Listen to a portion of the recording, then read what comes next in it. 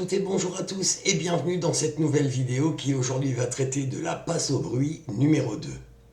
Voici tout de suite la démonstration.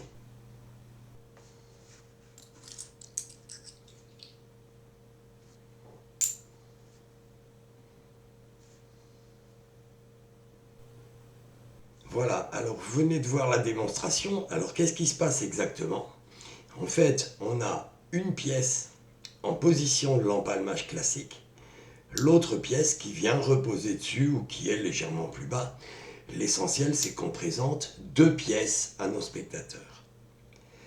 Lorsqu'on va retourner la main pour déposer les pièces en main gauche, une pièce va tomber en position de repos sur le majeur et l'annulaire, et l'autre pièce va être retenue en position de l'empalmage classique. Ensuite, au moment du dépôt, on va simplement lâcher la pièce qui est à l'empalmage classique sur la pièce en position de repos, ce qui va produire un bruit. Une seule pièce va tomber en main gauche, on va de suite fermer la main gauche sur cette pièce et repartir avec la main droite, avec la pièce qui était en fait en position de repos, qui reste en position de repos, et que évidemment on peut après réempalmer au classique. Alors dans le mouvement, on ramasse les deux pièces, on positionne les deux pièces, on dépose. La pièce est restée évidemment ici en position de repos. Je vais vous montrer tout ça sous un autre angle. Donc voilà, on a nos deux pièces sur la table, on les ramasse, on les positionne dans la main pour avoir une pièce à l'empalmage classique et l'autre ici.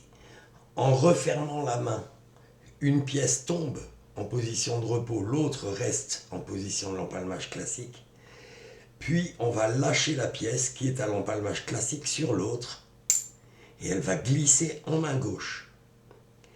Immédiatement, la main gauche se referme, la main droite se retire en gardant sa pièce en position de repos sur les doigts. Évidemment, vous le savez, une pièce en position de repos sur les doigts, de suite, on peut la prendre à l'empalmage classique. Et donc, en faire après ce qu'on veut. Donc là, il ne reste plus qu'une pièce en main gauche, alors que le public pense qu'il en reste deux. Voilà, j'espère qu'à la lumière de toutes les explications que je vous ai données, vous arriverez à faire cette passe au bruit qui n'est pas très compliquée, sauf qu'il faut vraiment bien maîtriser l'empalmage classique. Je vous remercie de m'avoir suivi et je vous dis au revoir et à une prochaine vidéo. Ciao!